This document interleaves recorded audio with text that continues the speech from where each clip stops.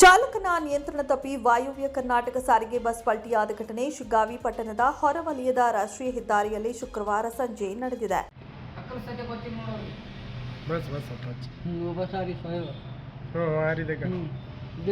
मगर ये दो गाड़ियां वाले मात्र किस्मत है लेकिन का अभी दिख रहे हैं गाड़ियां वहाँ उन्हें देखे चिंगा भविष्य ग्लास में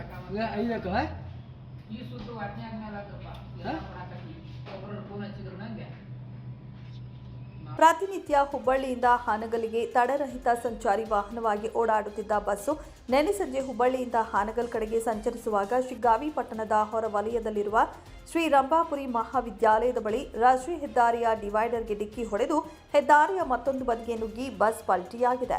ಅದೃಷ್ಟವಶಾತ್ ಘಟನೆಯಲ್ಲಿ ಯಾವುದೇ ಪ್ರಾಣಹಾನಿ ಸಂಭವಿಸಿಲ್ಲ. ಘಟನಾ ಸ್ಥಳಕ್ಕೆ ಆಗಮಿಸಿದ ಅಗ್ನಿಶಾಮಕ ಸಿಬ್ಬಂದಿಗಳು ಎಲ್ಲಾ ಗಾಯಾಳುಗಳನ್ನ ಪ್ರಯಾಣಿಕರನ್ನ ಸುರಕ್ಷಿತವಾಗಿ ಬಸ್ಸಿನಿಂದ ಹೊರಗೆ ತಂದರು. ಬಳಿಕ ಸ್ಥಳೀಯ ಸರ್ಕಾರಿ ಆಸ್ಪತ್ರೆಗೆ ದಾಖಲಿಸಲಾಗಿದ್ದು ಕೆಲವು ಪ್ರಯಾಣಿಕರನ್ನ ಹೆಚ್ಚಿನ ಚಿಕಿತ್ಸೆಗಾಗಿ ಹುಬ್ಬಳ್ಳಿಯ ಕಿಮ್ಸ್ ಆಸ್ಪತ್ರೆಗೆ ಕಳುಹಿಸಲಾಗಿದೆ. ಹಾವೇರಿ ಕೆಎಸ್ಆರ್ಟಿ ಅಧಿಕಾರಿ ಅಶೋಕ ಪಾಟೀಲ ಹಾಗೂ ಸತ್ಯಪ್ಪ ಮಾಳಗೊಂಡ ಭೇಟಿ ನೀಡಿ ಪರಿಶೀಲನೆ ನಡೆಸಿದರು.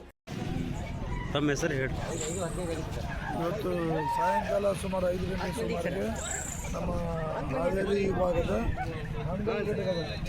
ಬಸ್ ನಂಬರ್ 716 ಈ ಶಿಗ್ಗಾಂವ್ ಹೊರವಲಯದಲ್ಲಿ ದೊಡ್ಡವಡ್ಲ ಹತ್ರ ಒಂದು ಗಂಭೀರ ಅಪಘಾತವಾಗಿದೆ.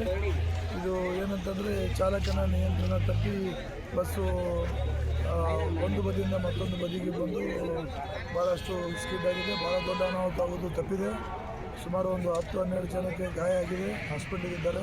ಮತ್ತು ಹೆಚ್ಚಿನ ಚಿಕಿತ್ಸೆಗೆ ಈಗ ಹುಬ್ಬಳ್ಳಿಗೆ ಒಂದು 4 ಜನ ಹೋಗಿದ್ದಾರೆ ಅಂತ ತಿಳಿದು ಬಂದಿದೆ. ನಾವು ಹಾಸ್ಪಿಟ್ಲಿಗೂ ಭೇಟಿ ಮಾಡ್ತೀವಿ. ಇದರ ಬಗ್ಗೆ ಭಾಳಷ್ಟು ತನಿಖೆ ಮಾಡಿ ಯಾವ ರೀತಿ ಯಾವ ಕಾರಣದಿಂದ ಆಗಿದೆ ಅನ್ನೋದ್ರ ಬಗ್ಗೆ ತನಿಖೆ ಮಾಡಿ ನಾವು ಕ್ರಮ ತಗೊಳ್ತೀವಿ.